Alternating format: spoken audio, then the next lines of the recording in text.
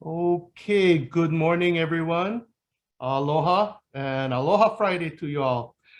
Welcome to a presentation brought to our membership and our community by the Hawaii Island Chamber of Commerce's Government Affairs and Economic Development Committees. Please welcome our two Hawaii County Council candidates for District 2 who will be facing off in the general election, Jen Kagiwara and Matthias Kusch. Thank you both for participating in this. District 2 encompasses downtown Hilo, Bayfront, Wailoa, portion of Waikea House Lots, University Heights, Komohana Gardens, portions of Waikea-Uka, Lanakila, Moho'uli, Ainako, Kaumana, Pi'ihonua, Wailuku, and Wainuinui. Serving as moderators for this morning's conversation with the candidates are Randy Kurohara. Randy is Chamber President-elect and our Government Affairs Committee Chair. And we have Keith Merrick, Chamber Vice President and Economic Development Chair. This webinar is being recorded and will be made available in a few days on the Chamber's YouTube page. Our candidates have been briefed on the guidelines for today's broadcast, and the questions from Randy and Keith will be alternated between the candidates, and each candidate will have 3 minutes to respond. We understand our audience may have questions of the candidates which we may not be able to cover during the time we have, so we encourage you to visit each candidate's web pages, learn more about them, and if need, contact them directly with your questions or concerns. We appreciate that all of you know the importance of exercising your right to vote and how important it is for elected officials to represent our voter interests. So to start things off, I'd like to call on GAC Chair Randy Kurohara to take it over. Thank you, Miles, and thank you, Miles and Taylor, for putting this all together. Good morning, everyone. Thank you for zooming in, and we want to go ahead and get things started with getting to know our candidates a little bit better in terms of their work experience, education, family, hobbies, passions, things that motivate them. So starting off with Jen, you have 3 minutes to kind of introduce yourself and tell us a little bit more about you. Great. Thank you all. Thank you, Chamber, and good morning, everybody. Yeah, a little bit about me.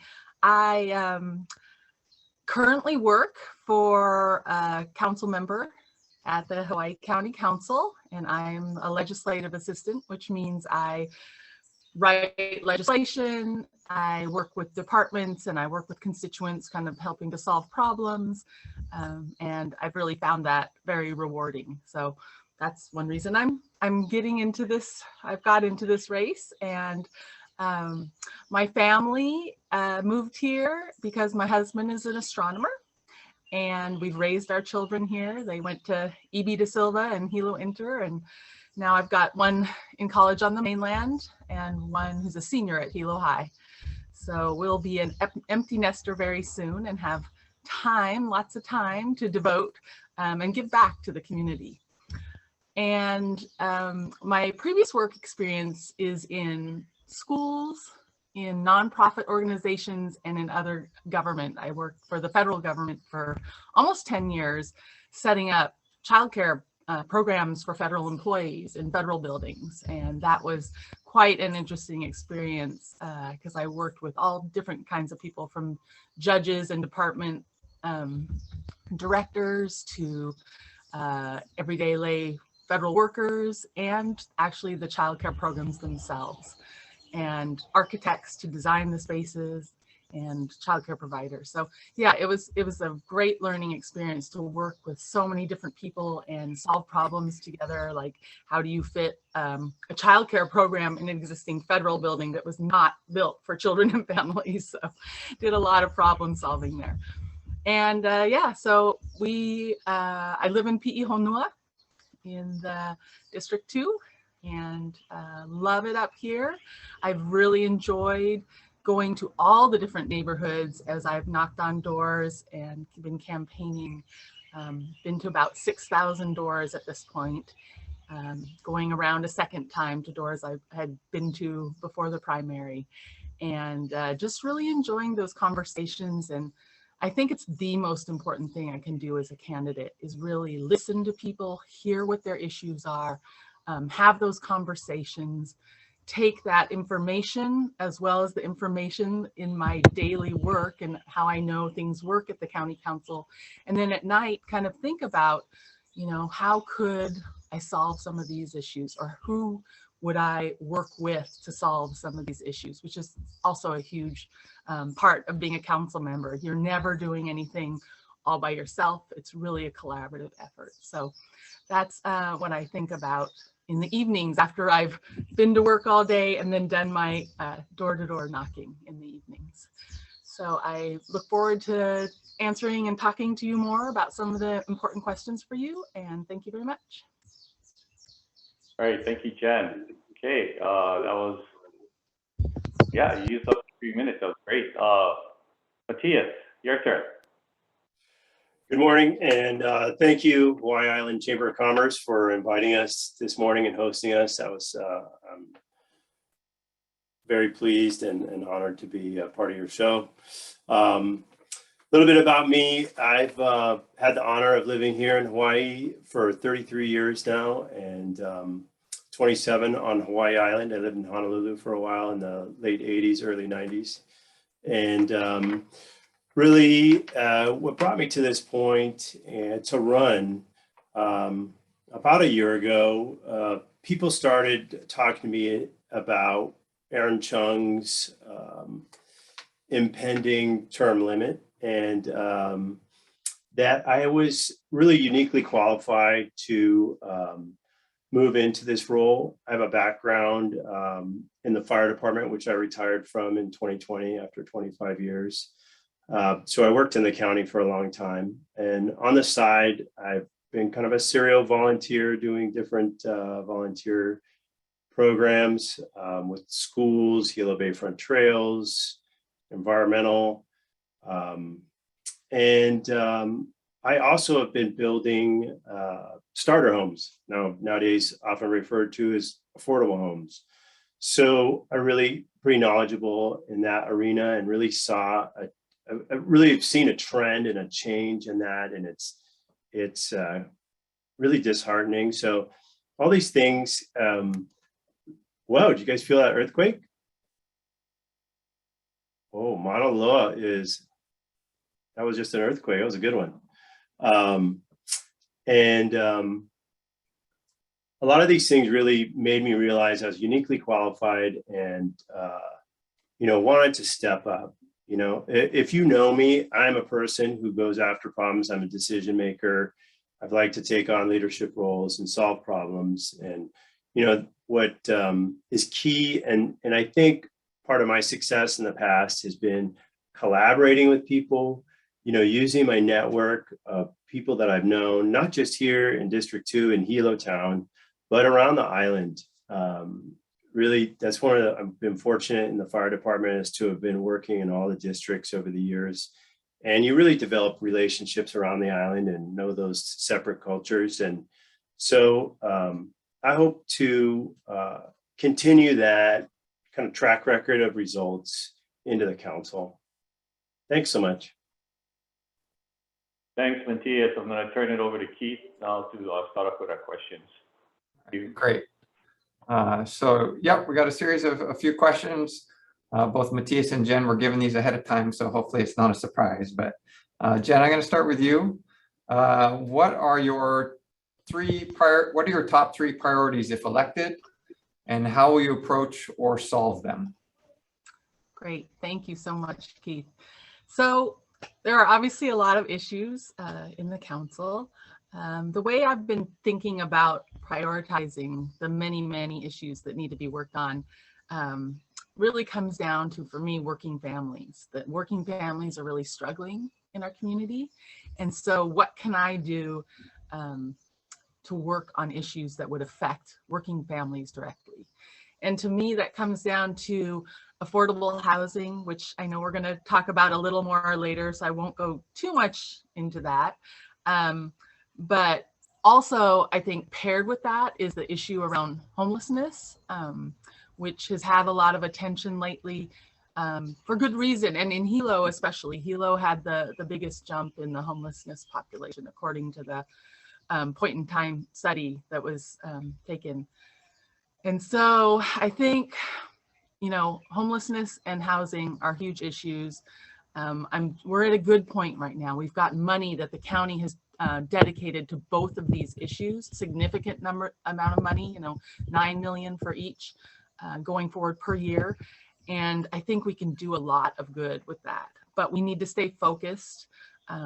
People are already looking at those big pots of money and saying, oh, how could I take a little for this or a little for that? And we need the county council can help keep us on track and make sure that that doesn't get siphoned away for other projects. The other thing for working families is good jobs.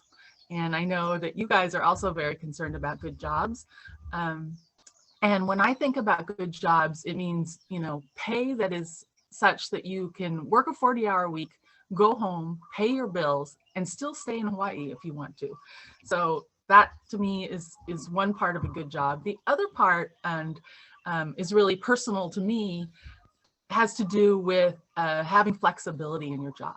When I was a mom with young children, that to me was like the most important thing. It was even more important than pay was, can I, you know, do I have the flexibility to take my kids to school every day and still get to work on time? Do I have the flexibility to use, say, my sick leave if my child is sick and take care of my child or an elder parent? Those kind of things I think can really make a difference about people coming back to the workforce after the pandemic.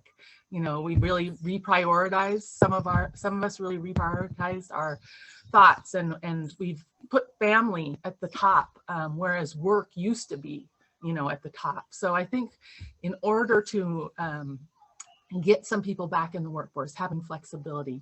And then the third thing is childcare and after school programs. And my background is in childcare policy development, and the county R&D department actually has some money right now, about $9 million to work on childcare. So I'll just wrap up because my time's up and we can talk about more of these later. Thanks. All right. Well, thanks, Jen. Matthias, again, what are your top 3 priorities if elected, and how will you approach or solve them? Thank you. Yeah, as Jen pointed out, there is more than 3 issues facing the county, and this is a deep dive until we'll stay satellite level.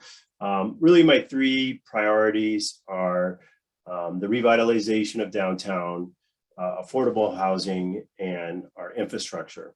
And briefly on each, there's a couple sides to downtown Hilo. There's addressing the houseless, homeless issue. Okay, that's one side of the equation, and that's tied in with affordable housing.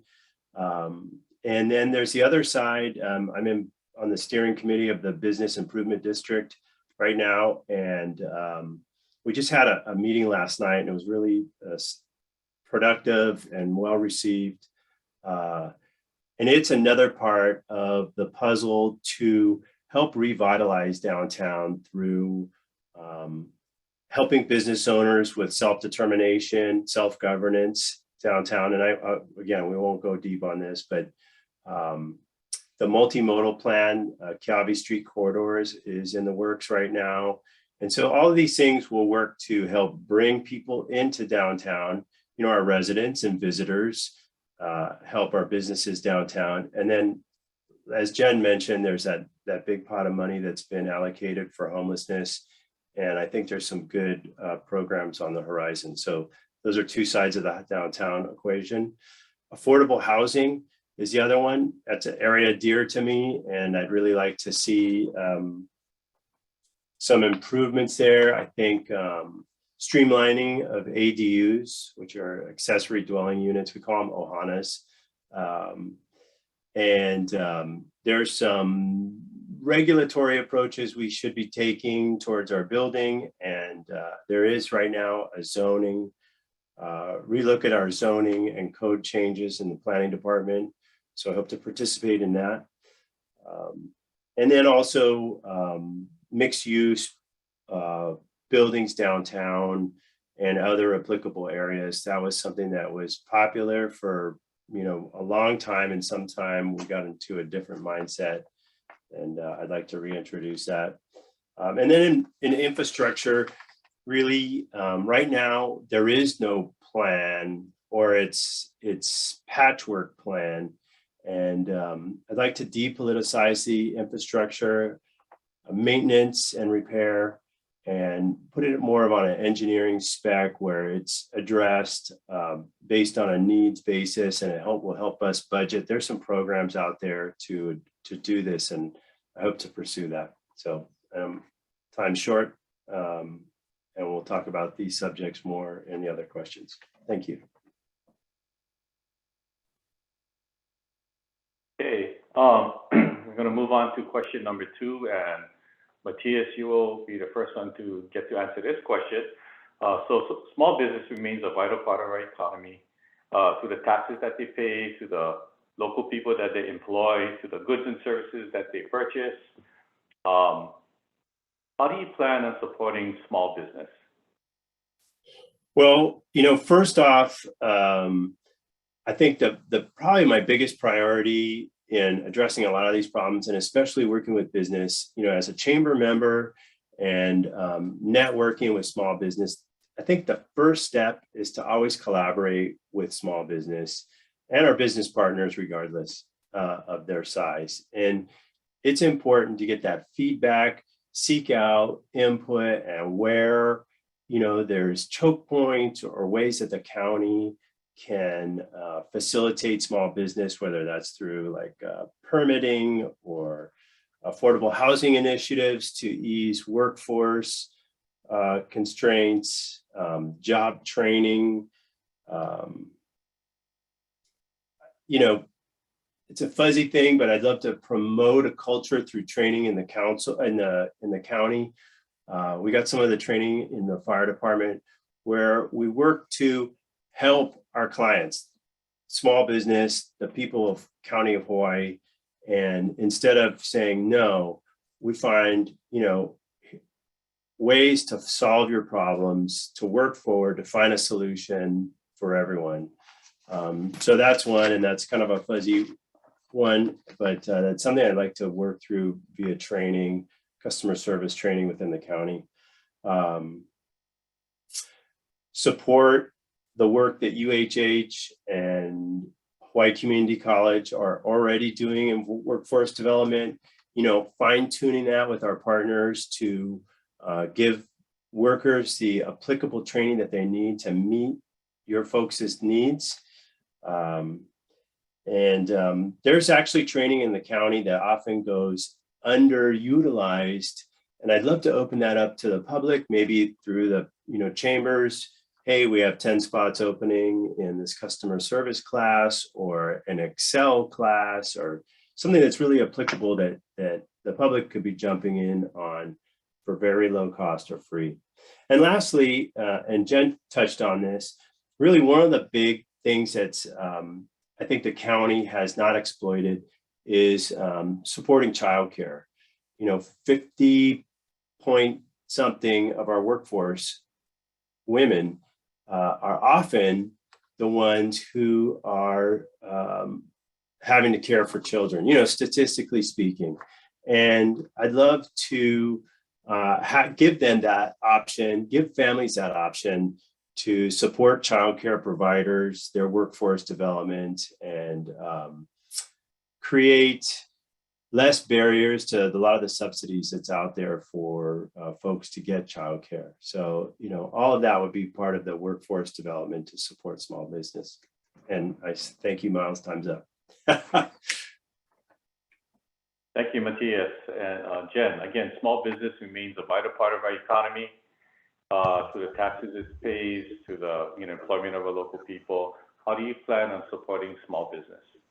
Yeah, so I know a lot is being talked around the new idea around the business. Well, it's not a new idea. I know it's been worked on for a long time, the Business Improvement District, which I do support. But I think we have to be really thoughtful about how that rolls out. And I plan to go on Saturday to the meeting, and I know Matthias will be there as well. I hope some of you will as well. But what made me think about this is because I know when we had our meeting with the Downtown Improvement Association, Matthias talked about security for downtown. And I really was thinking about this and thinking about, you know, what kind of a shame if we end up spending so much of this funding for security, because I know it's something that will make businesses feel a little better, but I see it more like if you have an injury, say businesses are injured right now, they're not thriving, right? And I feel like security is almost like pain medicine, pain pills that will not actually improve things in the long run. It's just kind of more something to make people feel better right now, and maybe it you know, masks some of the pain that's going on. But what we really need is more, a little more what Matthias just mentioned, which is that taking that time, that deep collaboration, that planning, which is a lot more like, say, physical therapy, right? You've got to work together. You have to put time in and effort. It's not an easy fix. And then we also need businesses to do their part, which is kind of like if you have an injury, that lifestyle changes. You got to eat healthy, right? You got to exercise, things that aren't easy to do, but it's kind of looking at, you know, what can I do as a business to make changes that will also help me thrive. So I think those harder things, but those longer lasting things that will make real differences are the important things we need to look at when we're looking at the Business Improvement District. And so, you know, maybe not putting a lot of money into security, but putting it into, say, a staff person who will really guide and collaborate and bring people together. And it's not going to work if businesses don't get involved. It's going to fall flat. People will put up walls. They will not help it along and really do the work. So it's going to seem slow. If it's done right, I think it will seem slow, but that is important. It's really important to make sure to reach out to everybody who has a stake in it. And that's something that I've, you know, been a part of in lots of different ways, as my earlier discussion, but as far as like leading the women's marches where we had thousands of people coming to Hilo to march and be peaceful, I had to really reach out to businesses and different groups that had different agendas and work together to make that happen. So I have experience doing that, and I think that's what needs to happen, that hard work. Thank you, Jen. All right. Turning over to Keith. Great. We'll move on to the next question. Jen, we're going to stick with you. There are many indicators that we'll be heading into some sort of economic recession. What would your strategy or approach be to support the economy, and what is the county's role in this? Thanks, Keith. Yeah, the county role, I think that's really important because it's really not first line of defense. It's not the county, it's businesses, it's you guys. You guys are the ones that are, you know, really in on the economy.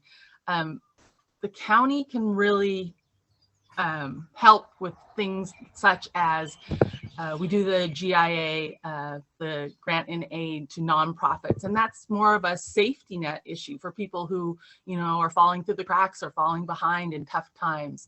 That's an important role that government has. We can also put on kind of like when we make, the county council is the one that makes the laws and the rules. And when we make laws and rules, we should do it with fairness and equity in mind, so that we have kind of those guardrails for businesses, right? But we shouldn't be delving in and telling businesses, this is how you know, to do your business, right? And then I think the other thing that government can really do is be this kind of help jumpstart or help jumpstart for public good. Things like the electric vehicle bill that Heather Kimball just passed, where we're really trying to encourage electric vehicles. But in order to do that, we need the infrastructure on our island for people to charge their vehicles. So there are things that the government can do and should do, but I also, want to say that the government shouldn't be in your business to some extent. We should let you guys drive your business. So, and to some extent, it's a partnership. It's you saying, we're hurting in this way. What can government do about it? But we also have to stay in our lane and not get in your business sometimes. So that would be my thoughts on that. All right, great. Thanks, Jen. And Matthias, same question. There are many indicators that we'll be heading into some sort of economic recession. What would your strategy or approach be to support economy, and what is the county's role in this? Well, thank you.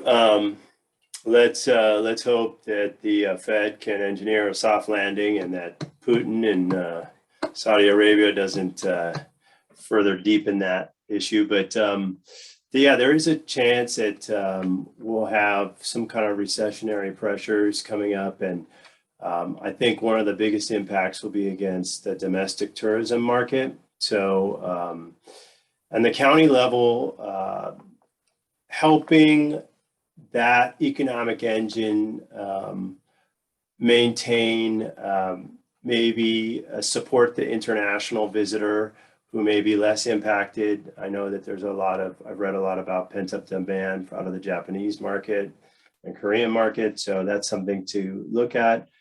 And then more East Hawaii centric, the county just approved 6 grant writer positions.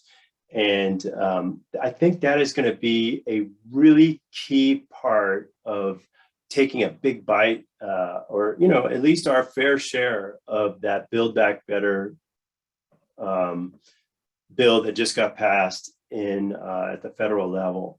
And that can address a lot of the issues we're talking about, sewer infrastructure, our mass transit,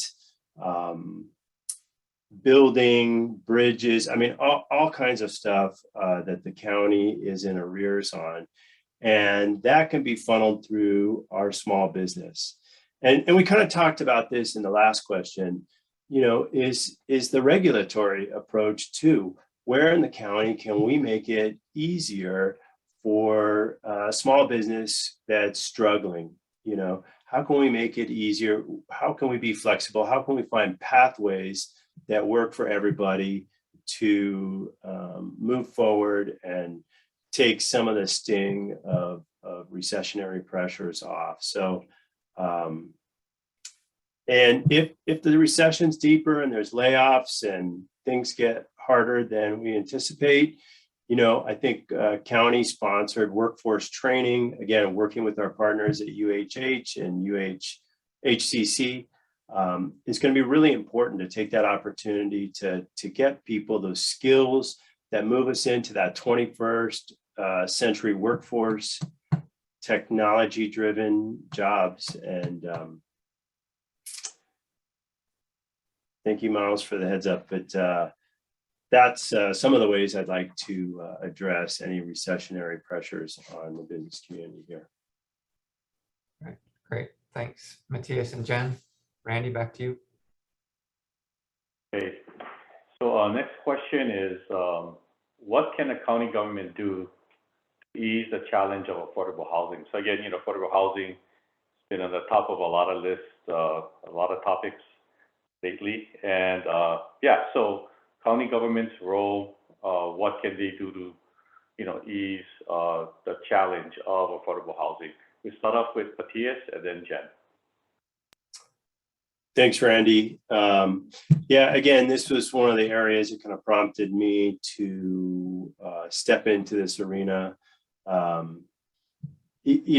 Housing production has decreased over the years for a number of reasons, but one of them is the regulatory constraints.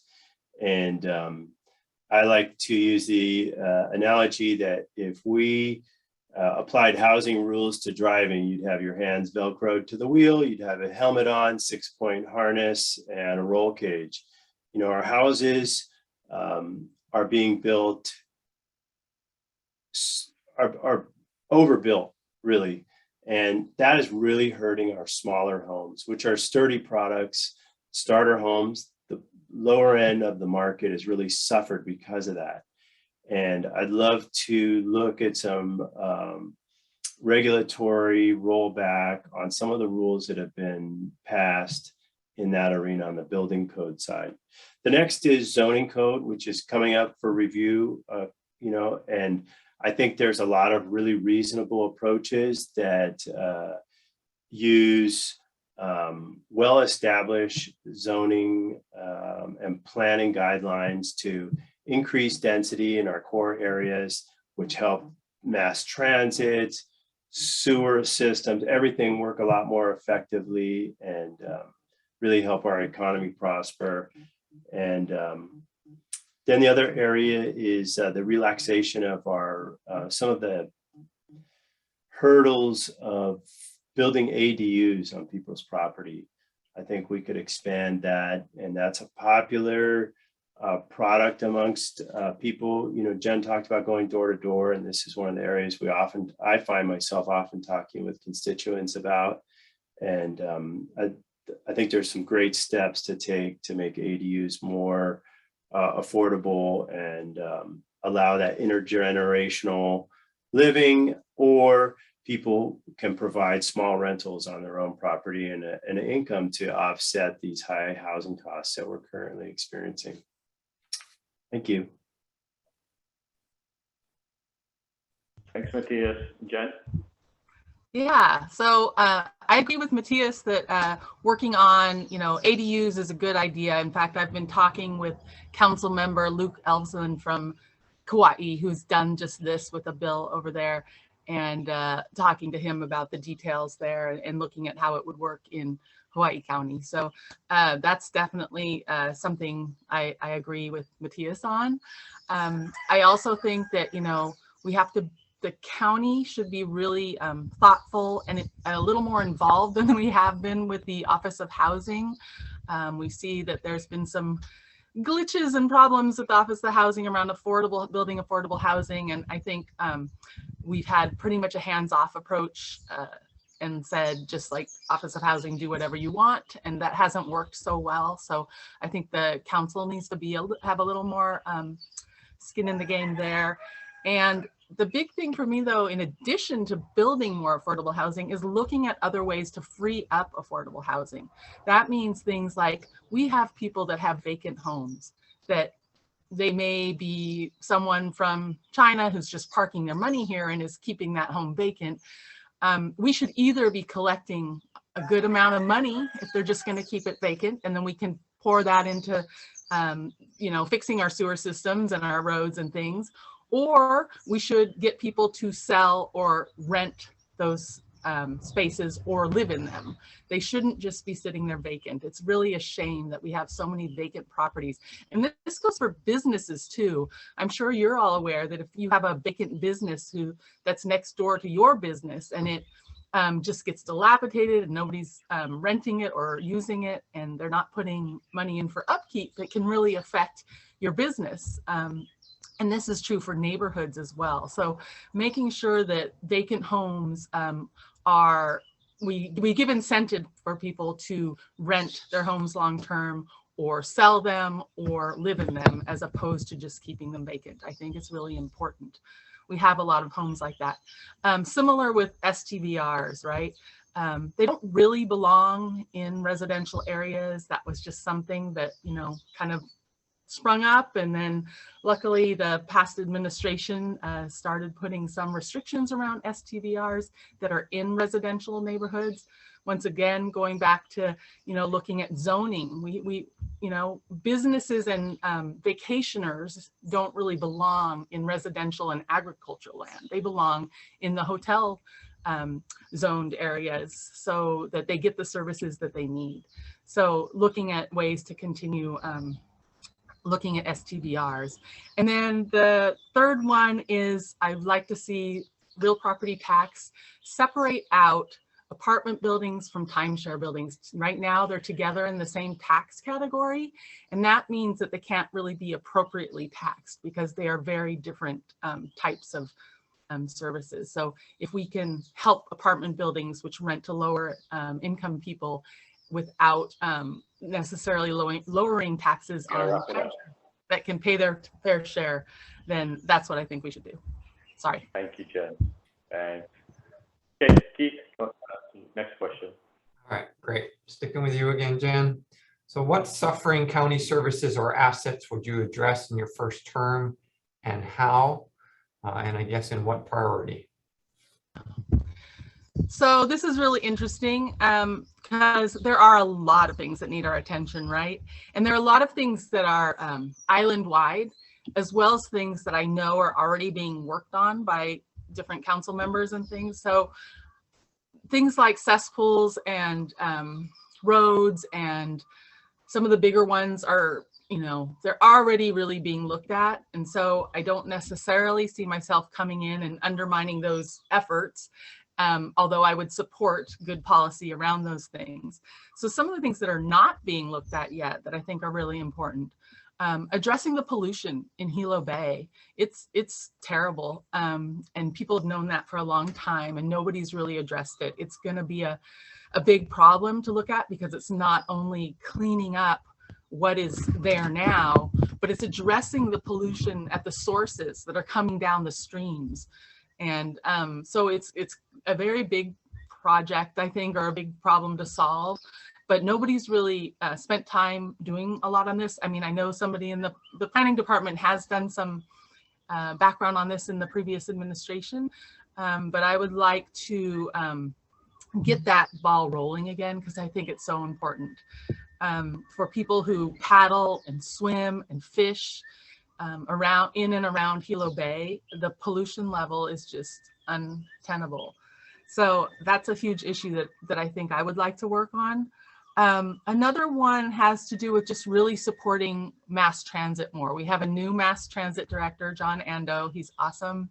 He's been doing what I think all of us like to see people in government doing, which is just not spending a lot of time building their empire, making new plans, but really looking what is there as far as plans go, and what can I just get done right now? And that's what he's been doing. He's been taking things off the shelf that have already been in the works for a while and just getting them done. Things like, you know, making our mass transit buses, looking at our fleet of the future, you know, hydro and electric. How can we transition to those? Making mass transit free for everybody on this island, which he did with federal grant money. And I'd like to support his efforts by one thing I'd really like to see is our young people learn how to use mass transit, learn how to use our buses. I think we can do this by, you know, developing a small curriculum that all the high schools could use to have their high school students, you know, get on the mass transit app and figure out how to use the bus and go in groups and go on a field trip or something. So I think we start with the young people, get them working, and then we can really expand our some of our routes and the times that we do it. And that will make mass transit more usable for more people and help with things like the traffic in Puna.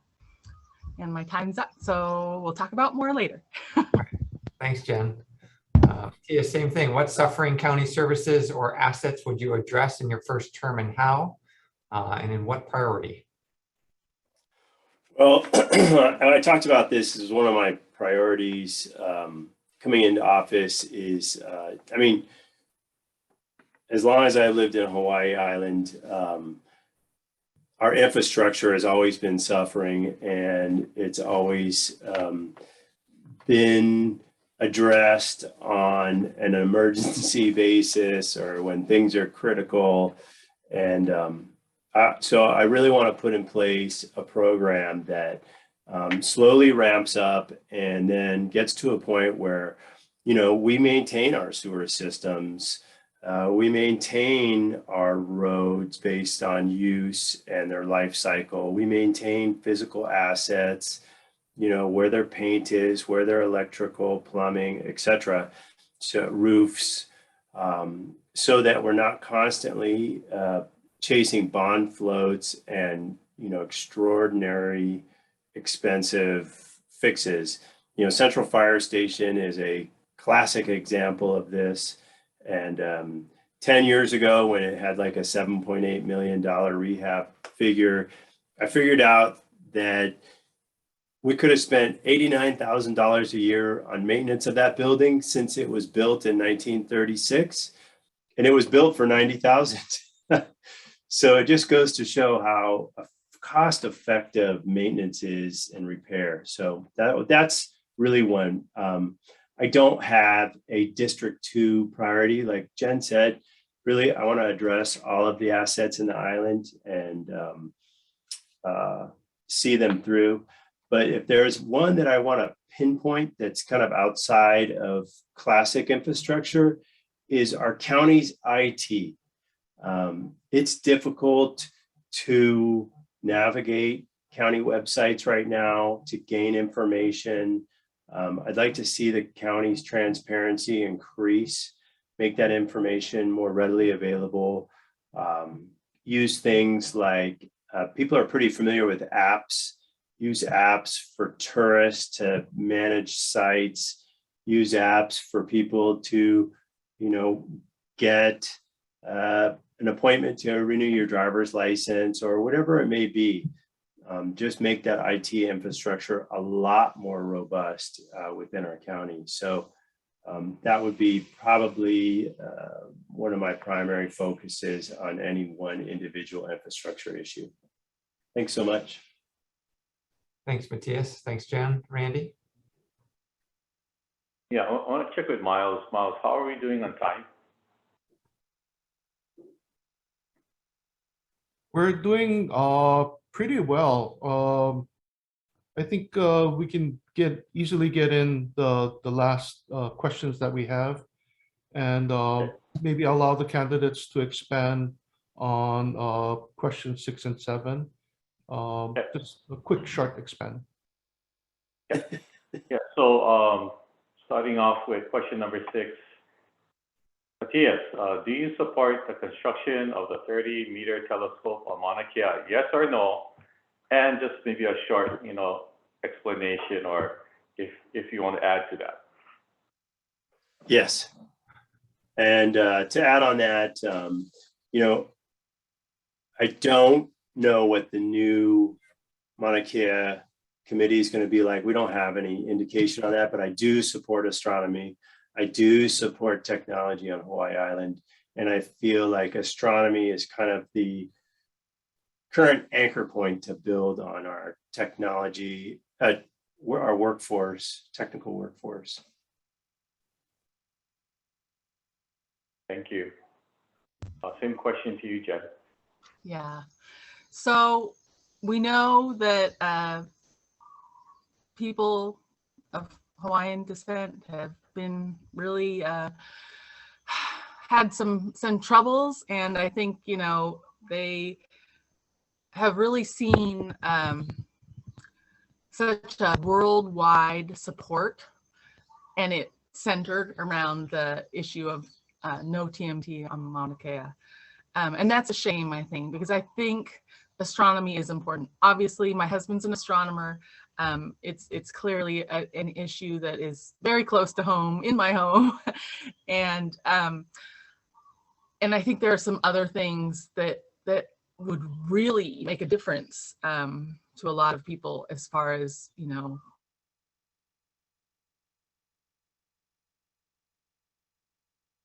Oh, I think we lost your audio, Jen.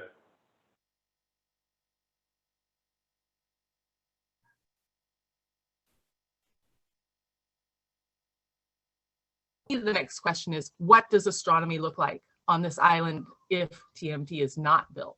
How can astronomy actually be supported? I'm not sure that, investors from other countries and from federal sources will want to invest millions of dollars here if they don't think things will actually get built in the future. So that's a concern, and I think a question that we have going forward. All right, thank you. All right, so similar idea with question 7, just a yes or no answer, but if you want to briefly expand, that'd be great. So Let's start with you, Jen. Do you support the lease renewal of the 23,000 acres of state land at Waikoloa? I can't really give a yes or no answer on this. What I will say is I think that if it does go through, that the military needs to pay more of their fair share. I don't believe the rates that they've been paying for using our land have been fair at all to the people here and to the resources that are being used. Eventually, I would like to see the footprint of Pohakaloa begin to shrink. I think there's a lot of technology, once again, getting back to something Matthias mentioned, that can be used to do a lot of training these days. You don't have to necessarily use a ton of live ammunition, blow things up all the time. There's, such good simulations. So I would like to see fairness and to look at the possibility of shrinking that footprint in the future. Great. And Matthias, same question. Yeah, I was never in the military or anything, but I did take the time to go and visit the commander up there and take a tour of PTA and really kind of understand both sides. And I do support them with their lease renewal. Today's global events show we're in a complicated world, and having well-trained troops is important. That being said, there is, a balance there. And I think a lot of emphasis, just like Mauna Kea and PTA is looking in the rearview mirror back at events that have taken place, which have been less respectful than they should have been. And but going forward, I really feel like the command structure up there, all the environmental, they have a pretty good, robust team of people doing native plant and animal work up there. The only area I'd really try to improve on that, especially in that 23,000 area lease area, is greater hunting access. Right now, they have a very restrictive hunting access. And if you've been on the west side of PTA, holy cow, it is like denuded. I mean, there's those giant red dust storms, and that's just from, just too many ungulates up there. They've eaten everything, and it's kind of an area of concern for me. So that would be the one area I could see them improving, and I hope these things come up in the lease. And like Jen talked about, maybe a more equitable share, whether that's in more environmental protections or environmental restorations or monetary. Thank you. Thanks, Matthias. Randy? Okay, next question. Yes, what unique attributes or experiences do you bring to the council, and how would this make you more effective? Well, excuse me. Part of why I ran, and part of why people approached me and really urged me to step into this role, was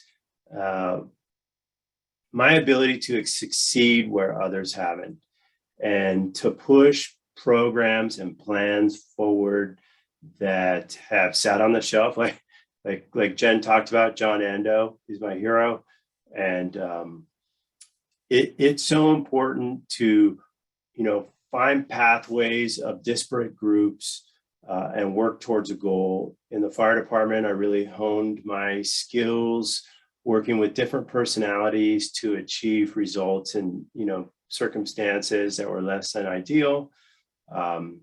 If anybody's ever worked in the building community, the challenges there, and never getting frustrated, just continuing to find those pathways forward, working with personalities, finding common bonds, communication. And that's really been the hallmark of my success. And I hope to bring that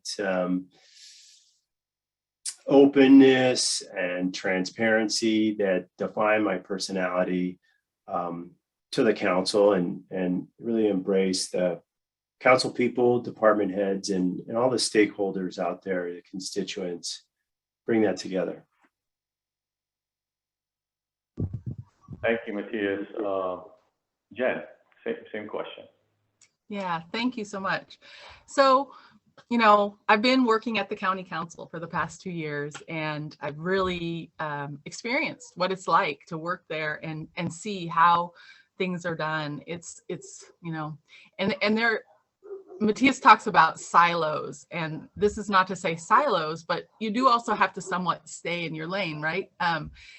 The county council is responsible for doing legislation, for making rules, for making laws, and for pushing things forward and supporting things that way. We're not responsible for, you know, getting in and doing what the planning department should be doing or what DPW should be doing, those kind of things. So we can guide and support and do things through our, say, the annual budget process that helps really support certain things that we want to see happen. And maybe doesn't support other things that we think are not working very well. But it's not our jobs as county council people to actually be in there and making some of those departmental or mayoral administrative type decisions. And so what I've learned is, you know, and what people tell me about me is that, you know, I play well with others. That's what they say. I really do have a collaborative nature. You know, being one of 9 county council members, you've got to work with other people. You can't come in and, you know, give orders. You've got to check your ego at the door. And it's really about, you know, working with people, and you need at least, you know, those 5 other votes to get you anywhere for something for your district or something island-wide that you think is really important. And so those abilities to work with others, and luckily I have relationships that I've been able to develop over the years with all the county council members. And so I feel like I'd be ready on day one to get started. And so I'm very excited about the possibility, and I hope people will give me that chance.